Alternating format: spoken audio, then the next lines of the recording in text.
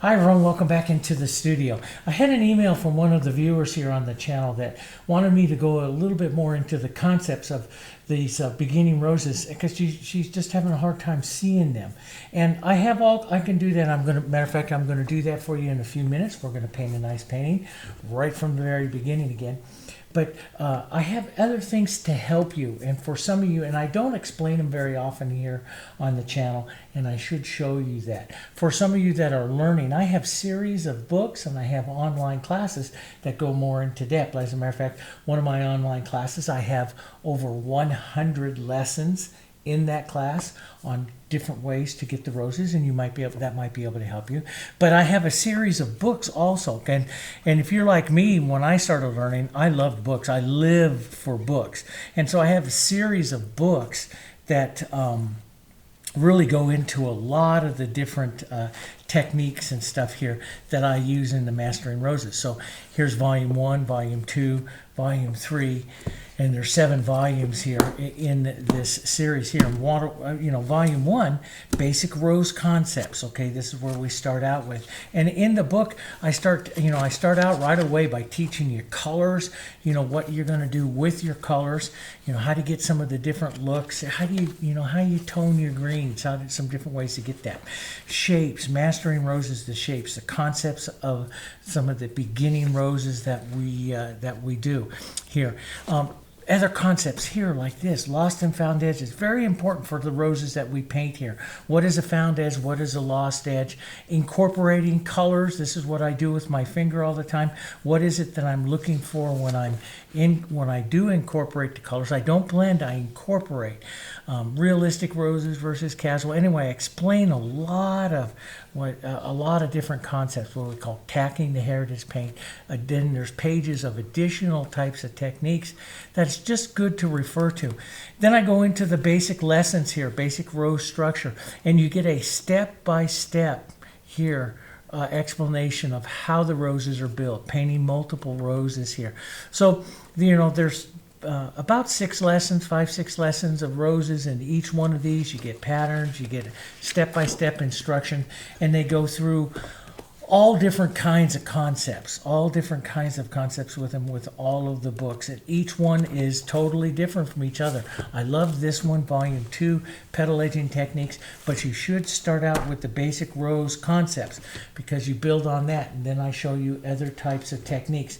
And if you're like me, sometimes it is great to have a book to look at with the step-by-step process. How am I going to build this particular rose here? And it's not just put down to paint. There's a process for that, and the technique for what we call petaling the edges.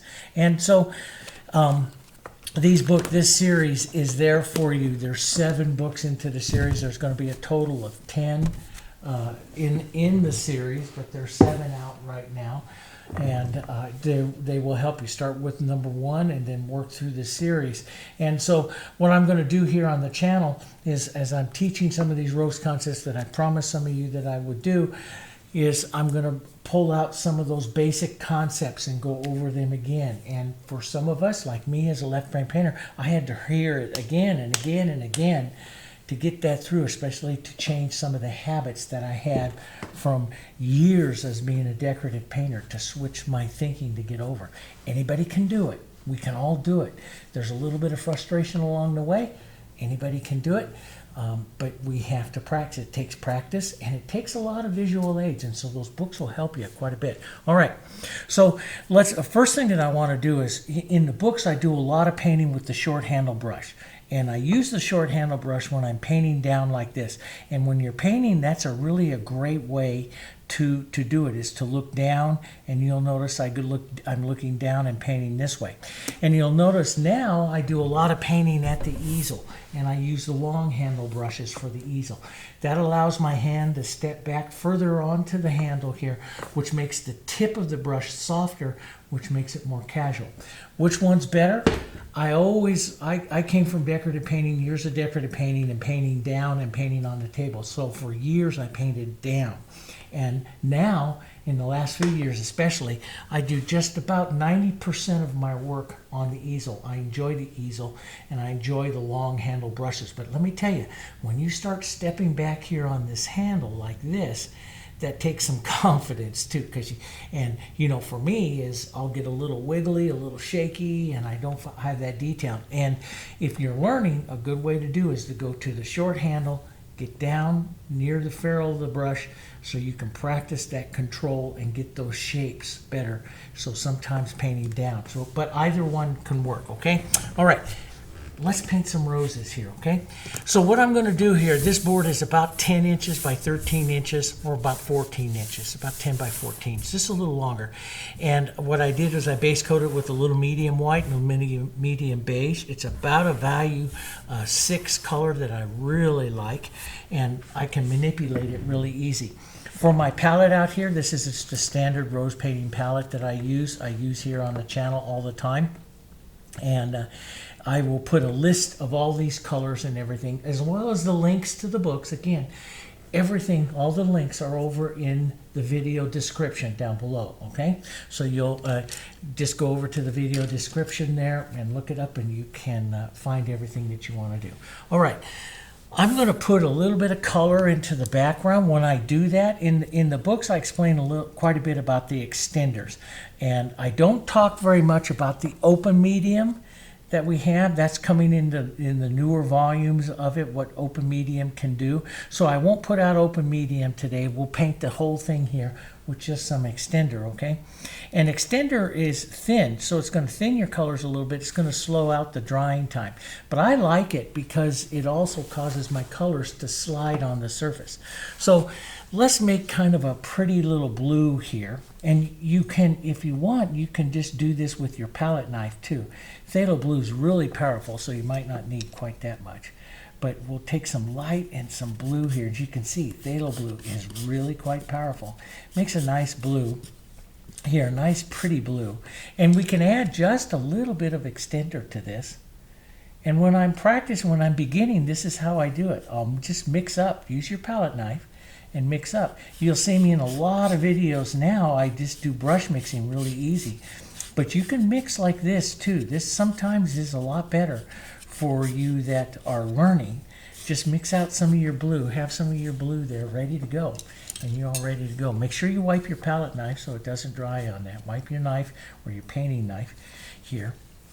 And then we'll take some of this blue here and let's push that right here into the where we're going to do. I like this where the colors come off, and so I just lift the pressure on my brush and drag it like this and let what happens happens. Now this is an old 2-inch wide fusion brush. I use the fusion brushes, and so you don't want to do this kind of stuff with a new fusion brush. Why waste, because they're expensive brushes. But you can, as your brushes get older, I use them for this kind of stuff. When they're new, I use them for varnishing, and you can watch. I have varnish videos and stuff out there that that can show you about that. But see, now I'll put it in a little heavier right in here where I want to have my roses, and then I'll let it just fade away out here onto the sides where I'm not going to have those roses. And I like that kind of warm, cool. I like that kind of thing. Now, what I'm doing as I'm putting this on is I'm kind of thinking, where do I want my roses to go? And so I'm always, as I'm streaking color and putting color on, I'm always kind of thinking about, about my composition. What am I going to do with those roses and stuff? Rinse some of that color out of your brush so it won't dry up at all because it's got extender in it. But we'll just rinse a little bit out of there. I'm going to take a 1-inch brush, a little smaller, and I'll take down some. I love and when I set in the power or the motion of the roses, I like to set in some of the colors that you would find in stems and in leaves and everything. Now, in the books and stuff, I'm going to start you out with something really, really soft. So I start you out just working color like this and softly putting in. And what you're doing with this is you're just putting in the idea of leaves and stuff. You're not painting them, you're just putting in movement, ideas of them. As you become more advanced, then you can start doing this kind of stuff, which I start to do now. And I address in some of the later books called Casual Expressions. And see, I got that streak of green right there. That this came off by mistake. And I love this kind of painting like this because the mistakes, I'll keep them. And if I like them, I'll enhance them a bit. Maybe put in another little bit of green, just like that. I kind of like that. And so it's different and it's more powerful. When I first started out, I was like, that's all scary, you know, and that's scary to do something like that. And it was something I have to build up on. So if you're starting out, I suggest you start out kind of slow and just kind of play your colors in here a little bit. You know, have some fun with those and try to lift the pressure of your brush. Try to soften them out. Just run them a little bit into that blue and soften them out. It makes some pretty colors. And then later on, you can play and try some, as you get a little more experience, play and try some, like maybe put in some higher contrast casual marks here that will give you more contrast. Now, some of you will like more contrast, some of you don't. I mean, I tend to paint with a little bit more contrast than what I like as an artist because they sell better. Most people like more contrast than what I do. So I tend to really try to get a little bit brave. Now, let's go in with some rose concepts. Starting out here, you can use an 8 or a 10. I'm going to go to a large. And in the books and stuff, I will talk to you about the filberts. You know, this is an 8 filbert. This is a fusion flat, and both of them work. I love the filberts for petal edging techniques, but they can be done with the flats as well. So there's a difference between the fusion and the filbert and the flat. There's also what we call a synthetic brush, and you'll see the synthetic brushes have the gold handle on here, and they're a little bit stiffer. And you can paint your roses with this also. I'll show you another videos and stuff painting it with this one. Matter of fact, I'm doing one next on a couchoir, and I'll be using some of those synthetics because I'll be working with stiffer paint and thicker paint, and that's when I usually go to a brush that applies it a little bit, a little bit easier because the paint's thicker. I need a stiffer brush. Okay, so we have that. Let's go to the soft fusion though, okay? And what I'm going to do is just take some of these colors down here. Now I know from my color mixing at the front of the book there too, that blues, burnt siennas, and greens make beautiful gray color. Sometimes I'll cool it with a little bit of violet. That makes a beautiful gray as well, nice and cool here. So you can see that, but any of these colors in here goes to a gray.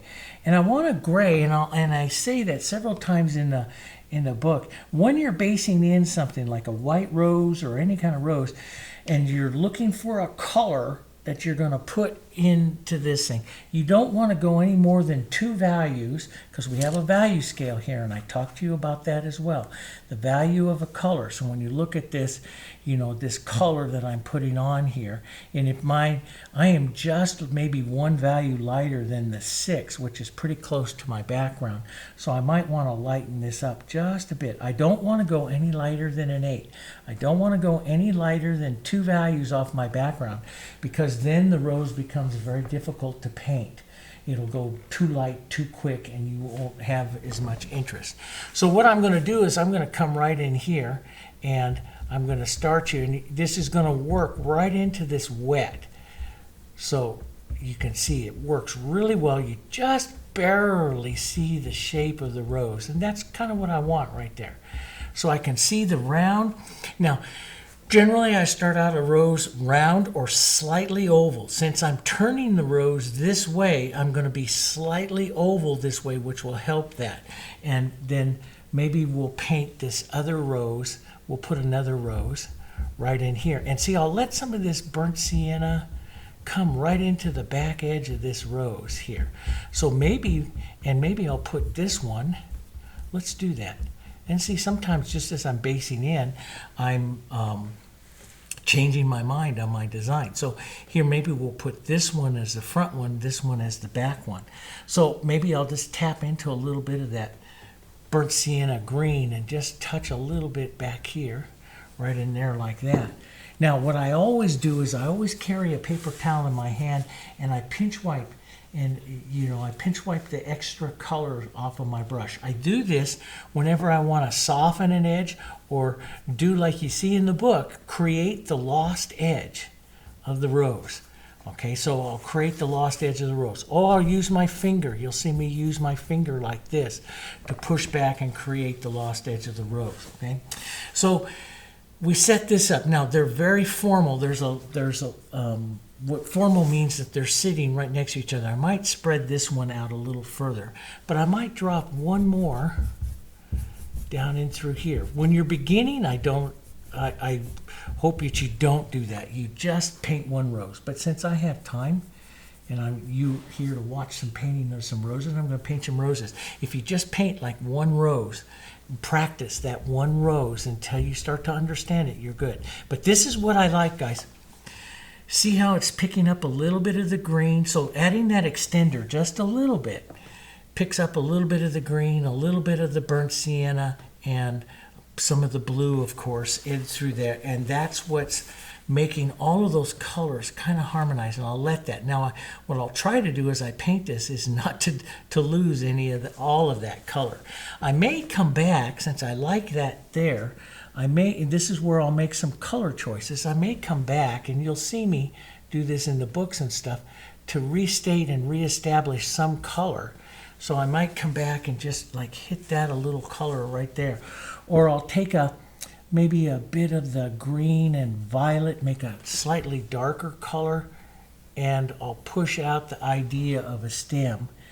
Maybe some of that burnt sienna in that step way back on the brush. See how way far back I am on my handle of my brush? And that takes a little bit to get there. Sometimes, if I got a lot of color there, I'll wipe my brush like this and create a stem in reverse. So I'll create like a light colored stem. And I like doing that too. There's all kinds of ways. And in the books and stuff, I show you all kinds of ways. This is just painting around a little negative painting. We'll push a little color in there. But that's enough for maybe one little more. I just love this stuff. And maybe I'll put another little bit of dose of that color. Maybe pull it out, get a bit of that, just lightly hit over the surface there. Get some of that movement out. That's what I really like. Now right back in through here, I'll just pinch wipe my brush, touch a bit of that gray color, and just pull through, let a bit of that burnt sienna show, and you got a pretty little nice edge. So this is one rose, there's another rose, there's another rose. Now we've got to set what we call the gaze of the rose, and when I set the gaze of the rose, there's the three circles, and you're going to see that the three circles of the rose. The three circles, you have the inside circle, you have the bowl, and then you have the outside, which is the size. So here's the outside, basically the size of my rose. This one is going to be here. This one's going to be here, like that. I could advance this out a bit more. We'll just take that out and we'll see. Those are adjustments you can make. But I want to see the center here. So usually what I do is divide the rose up into three circles. Let me just take a bit of my violets, both of my violets here. Those are colors I love to have in there. Sometimes I'll put reds with them, little greens to tone them down. But let's start right in here. So I come down. So I envision a circle right here like this, and I'll come down at the bottom of the circle, and I'll just move around like this, small movements up like this until I push, leaving the majority of the color that I started down there deep. Now this is where I like to do what I call restate the shadow, restate the color deeper, darker. Again, smaller little movements that aren't exactly the same, little touches going around, but I lift the pressure so that the color fades away as it goes further to the outside. And then, so that's the first circle. The second circle right here is the bowl. It's got to come right down in here. And this is a shadow, so I'm going to put in light this way, so the shadow is going to be to the low side. right down here. And so I put that shadow on, then I'll lift the pressure and just soften it a bit here, going up, okay, like this. And so then maybe I'll have a bit more. Now you notice everything is still wet. It's 103 degrees outside today here in Sydney, Nebraska. It's a hot summer day. We're in summer. And you'll notice everything is still wet. And that's all due to that little bit of extender I added there at the front. Now some of you that are painting with other acrylics, the Heritage is made to dry in about 20-30 minutes. Some other acrylics are made to dry in 10. So if you're painting with some other types of acrylics, you're going to have to look to that manufacturer to see what they use to slow down the drying time of their paints. But sometimes you'll find where the acrylics don't. You'll have acrylic companies that don't make slow drying, the ability to make slow drying acrylics. So I have that in there. So, that makes it very difficult to paint like this. Okay, now if I feel that it's tacking up too much, I'll add just a touch of extender to it. But I also realize it makes the color a little thinner, but just a bit of extender. And then I'll start this one right up here. I usually will work the roses at the same time. But if you're beginner, work one at a time. Just work one at a time and understand it. So you see where I have the darker color in the center fading out. I might want to restate that dark down here to the bottom side a little bit more, a little heavier. But see how it kind of thinned out a little bit? That's that extender in there. So I got to pick up more paint. And that's the one thing, acrylic painters and stuff, one of the things we always say all the time is paint with more paint. We're used to using those colors really thin, and so that happens, but you need more paint. You need to lay on that paint, get it thicker right up in there. That's better there. And I could use my finger to help take some of it off. These acrylics are non-toxic. You don't have to worry anything about them. Right in here will be that bowl. I'll put some of that bowl shadow right in there. And maybe we'll just leave that one just like that. Let's come down to the other one. Maybe I don't want this one down here quite so bright, so I'll find a way to tone it. And I like a little bit of green, a little bit of the burnt sienna in it. We'll put one right down here so you can see it's not as bright. It's a little bit grayer color. We'll push a bit here. Let's do this more as a bud, which means I pull the base, but then I take the shadow up the side just a bit, making more of an oval here.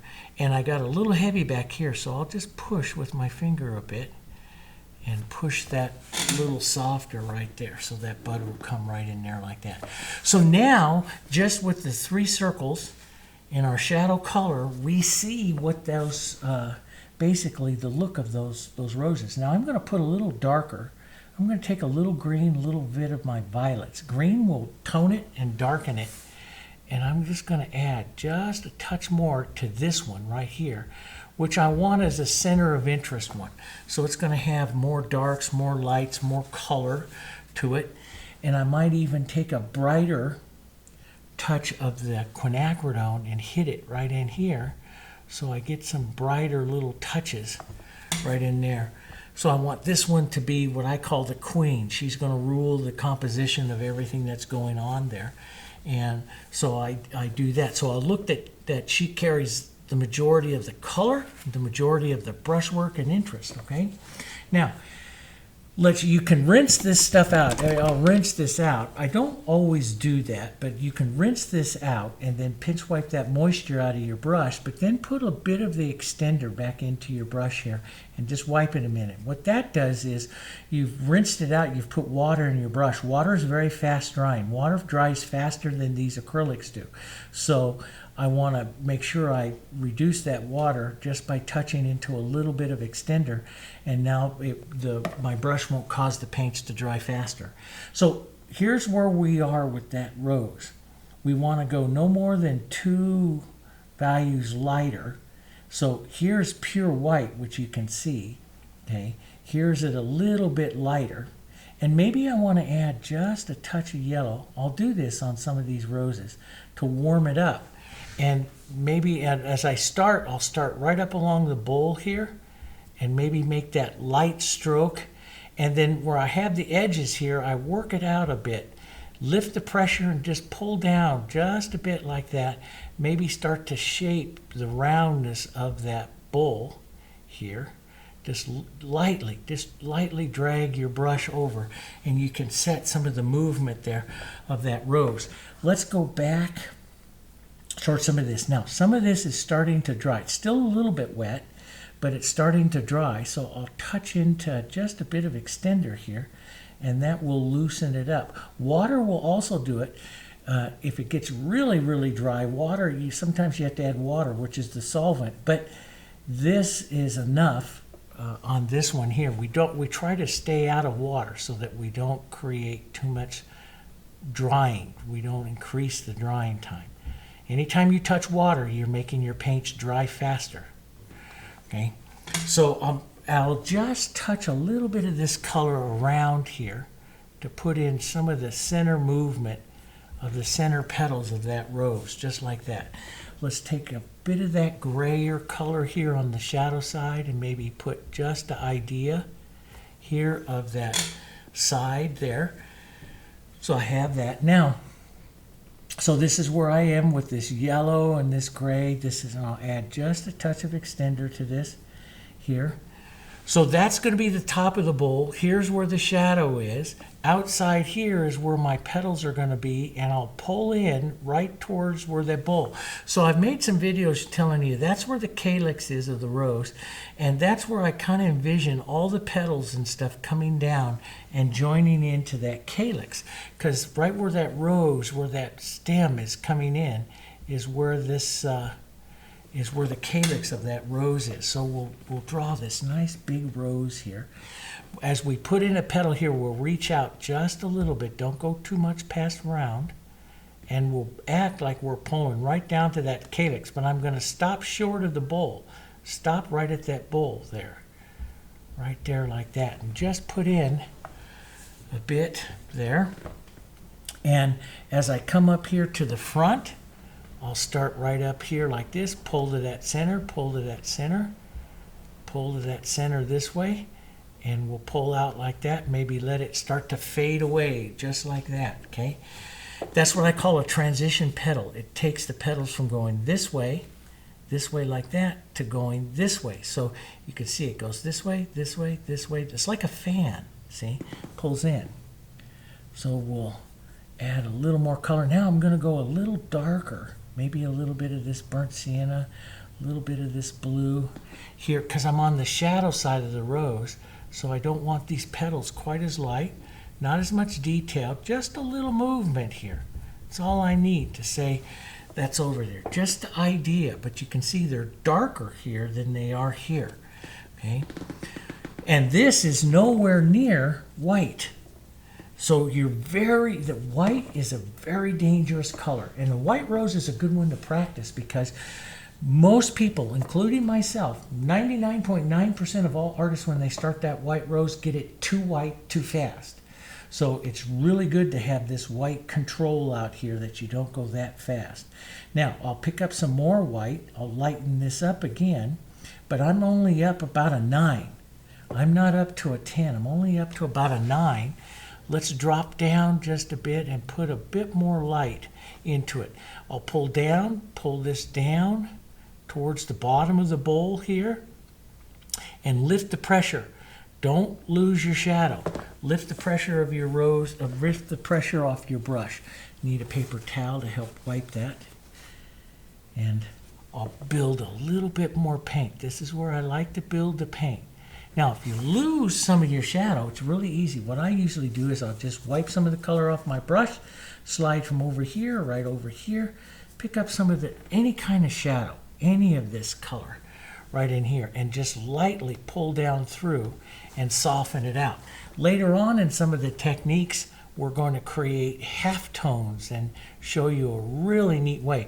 But I'll put that in my brush and just lift the pressure ever so lightly and pull through, and you can soften those colors in there. That's one way of doing it.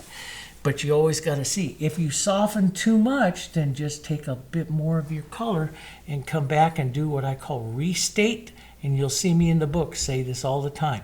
Restate the bull shadow. If you get rid of it, restate the bull shadow, okay? Now we'll take just a touch lighter, maybe even a bit of that violet in there, and we'll pull out a bit here for this front of the rose and curve it this way. So the bowl petals will curve this way and curve this way here. They're round. You're painting round. You're painting a round object, so you've got to get this thing round. Let's pick up a bit more light, maybe build this a little bit more. And this is where I leave the calligraphy. You'll see me talk about calligraphy, but I leave the brush strokes and marks. As I start to build the rose, and especially as I get a little bit final onto the rose, and this is a good rose right here, maybe a little bit more highlight and you stop. That's a good look. But in some more of the advanced roses, I'll go on and build and build and build. But as you're building, if you get it too light, you just take a little dark into that. But you want to be careful how much light. Let's put another row of petals right in here. This is a little bit more advanced if you start putting in more petals. But all I do is I follow that same kind of structure, stopping at the bowl, but I'm just slightly lighter. So I lighten this up a bit.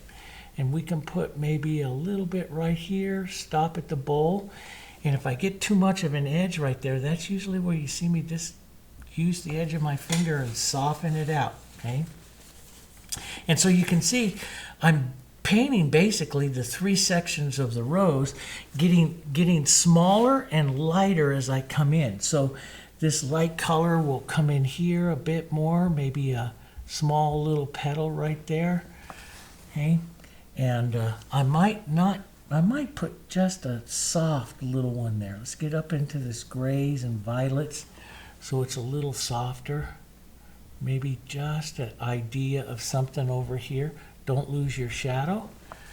Okay. And then we'll go a little bit more white. So I'm just going to pinch some of that dark out of my brush, pick up some white, some pure white now, and lighten up just a bit more here into the front of that rose. One more time maybe. And see, I stopped short of that shadow. Now I've got a little bit of a problem here with that shadow as it stops. Now, anymore with the casual roses, I leave that. I like that. But if you want that smoother, you can use your finger to incorporate, like I show you in the book there. I'll show you incorporate, or I'll take the brush here, maybe thin this out so it doesn't have much power. Just a little bit, add a little extender so the color's kind of thin in your brush. Not much color, very thin. Light pressure, step way back on your brush and just lightly find the bowl of the rose. Maybe, and so I picked up that white, you see that? I don't want to drag that everywhere, so that's where I wipe the brush. And I'm just gonna find the rose again. Boom, just like that. Just a couple of times, and you can see that movement that adds, and I feel that that adds to the rose quite a bit. So that might be enough. You know, especially if you're a beginner and stuff like that, that rose has a lot in it, a lot more than what I do with the first basic rose and that. But you can see the process of building it. Now, all we got to do is paint this one, but not as light as that. We want it to go back, so that's where our final color was right there, and we're not going to go any lighter than that. We'll start right back up here. Let's add just a bit of extender, which will thin my colors, which is what I want, and it won't be as light, which is what I want. And I'm going to do a more simplistic rose. See, I turn my brush to find that bowl, okay? And we'll darken it down just a bit more on the shadow side here. So a little bit more violet, a little bit of green. We'll just do a real soft one here. Set that one right behind. Real soft here of that light. Give the idea of a petal. Pull in, imagine where that calyx is, and you pull in towards that calyx. So you don't have to have that much. You don't need that much into that rose because this is already saying that everything here is a rose. So we don't need that much. Let's put just a touch lighter, maybe a touch of yellow in there. But we don't want to go, watch on your palette, you don't want to go there. Okay, we want to have this a little softer right in there. That's pretty good. Just a little bit. Let's just draw some of that around. Let's darken back down again. And again, if it starts to tighten up, pick up a little extender here. Feed your paints extender so that they don't dry. Or if they do dry, just mix it again. And let's just put a little bit of this greenish kind of color in as the shadow. We'll go slightly lighter. That's a good color right there for the center of that one. Now, if I took out too much of the dark, just take a bit of your darks, put it in your brush, start in the very center, lift the pressure, so not much pressure, just barely touching.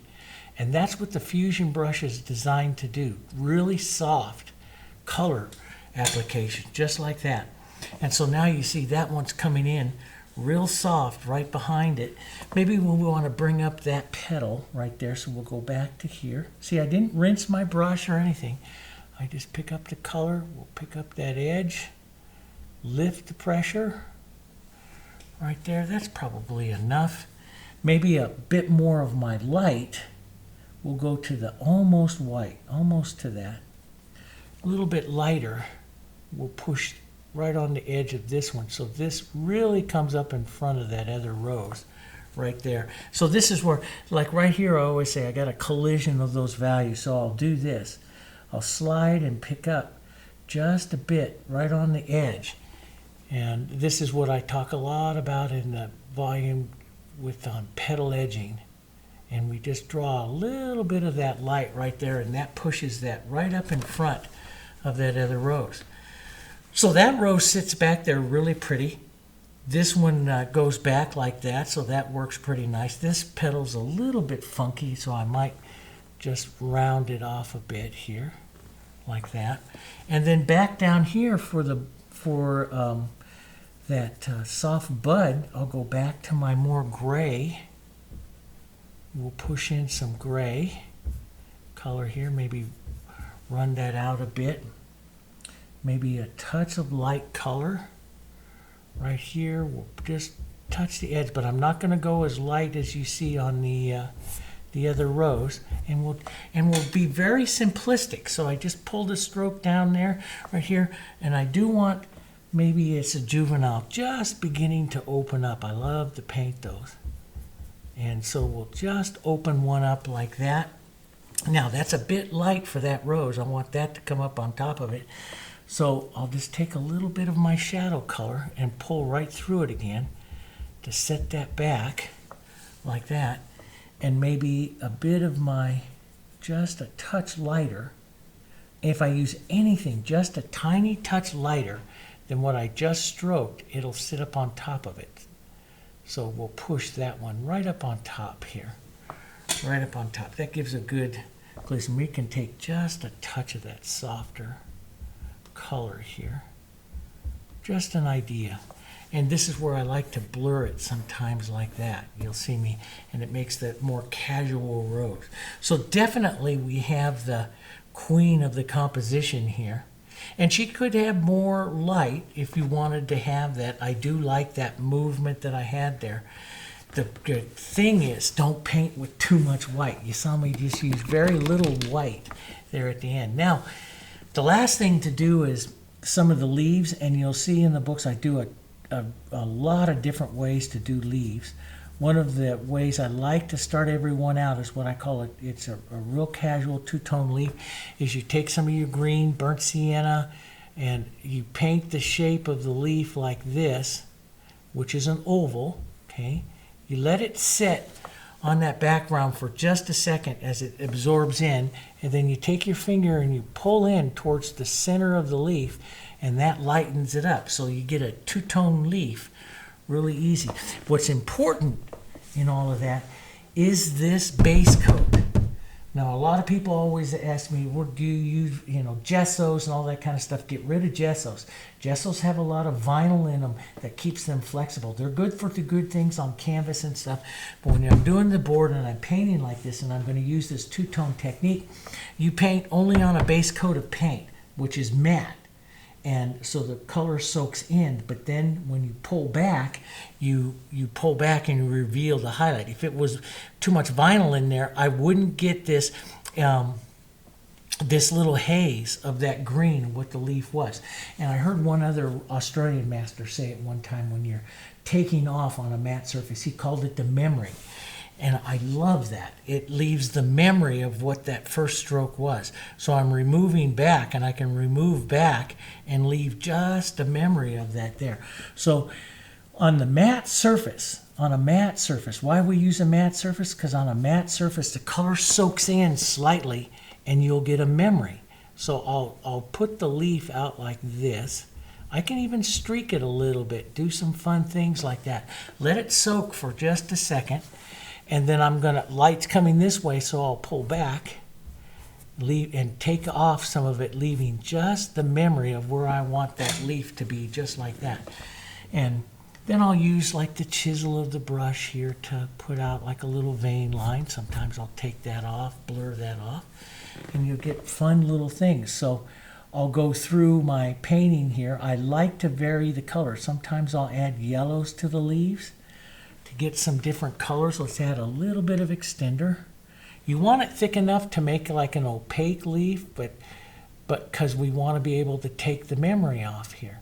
So I'll leave some of this, maybe do a little one there like that, a little bit, and then I'll pull some of it back off. I love that memory, especially on those blues. So you get some real pretty little colors there. Let's go more green and yellow. Push in just a slightly different color. Matter of fact, we might leave that one a little bit more dark here. And this is where you'll get some ideas. And in the books and stuff, you'll have lots to try, lots of compositions to try and everything. Let's maybe down here we'll flip over and do a lighter green. We'll take a little green, a little yellow, a little white here. Let's put in a lighter leaf right down here. Okay, good little beginning lesson here for you. But it takes practice. Even to do a beginning one, you can make it. But there's, for those of you that are beginners and looking at this, there's a lot of concepts I'm teaching you in here. A lot of things to get up here into your mind and a lot of things to learn. So, I had one person to write me, okay, well, I tried 2 of them and it didn't work. Well, of course it doesn't work. You've only tried 2. I always tell my students it takes at least 20, 25 roses to get all of those concepts in and working that, to understand that. It is something that's going to take practice. You can't just sit down after watching a video like this and just say, okay, I'm going to do it. It does take some practice. You've got to be able to, and like I always say, 20, 25 videos. If you get it anytime before that, you're awesome. It takes a while. Let's put some light, and sometimes I like to hit a little vein line, pull out some of those colors. But I like leaf colors. Leaf colors are something that should change in your composition. There's something that should change. And, so the colors constantly change. So I mix up all different kinds. I love Diarylide Yellow, too. Pretty in some of this.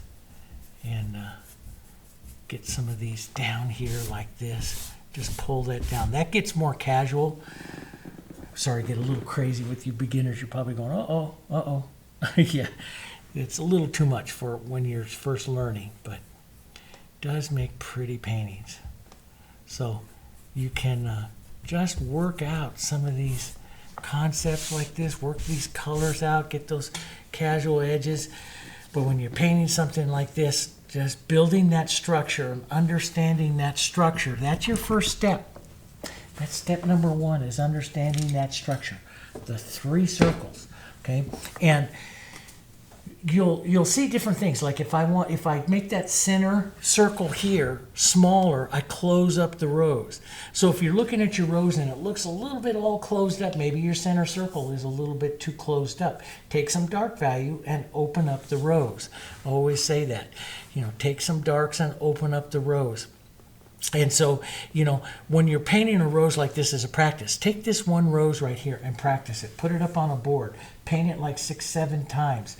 And try varying the centers and stuff like that, okay? Watch the consistency of your paint. In the book, I tell you a lot about the consistency of the paint. The consistency of the paint is absolutely essential. Watch on the palette the consistency of the paint. And make sure you feed it, that you can add some of those things. You see here on my last leaves, my paint's very, very thick. On my first one here where I did some of those for just to leave the memory, it's a little bit thinner, okay? But add that extender, because here now we're 45 minutes into this video, and this is the blue that I added that to, see? And if your blue after 45 minutes is not wet, you're not using enough extender, or you're using the wrong type of paint. You're using a paint that's not developed to extend. And I've spent my whole life as a paint chemist. That's where I started out doing it. And I developed acrylic lines that were made to dry fast and flexible. So, and they will not work with these types. Some of those paints I developed will not work with these types of paints. These paints are developed for what this does, okay? And so different companies do different things with their paints, and so your job is to find the paint that can extend and do some of these techniques, because that'll make painting them, if you like doing them, that'll make painting them a lot easier, okay? So there's a beginning kind of rose set there for you to practice, a little casual, a little stuff going on. Toss that into a nice frame, and it'll be kind of fun, okay? All right, so I'll do some more of these. If you like this type of thing, if you want to see some of those lessons for you that, and we go through the books, the petal edging techniques, the casual expressions, painting, we'll paint roses with large brushes and stuff, let me know. Write me a comment. If I don't get very many comments, I'm not going to do it. So write me a comment, like the video, subscribe to the channel, and that means I have enough students out there, some of you out there, that want to do something like this. Then I will continue on, okay? And if I get enough, I will continue on, and I'll film, and I'll break some of these techniques down, showing you, how to become a master of roses, all right? Okay, and don't forget to check out the links of the books, and I'll see you guys again, hopefully, within the next week. If enough of you like it, we'll do it, okay? All right, I'll see you then.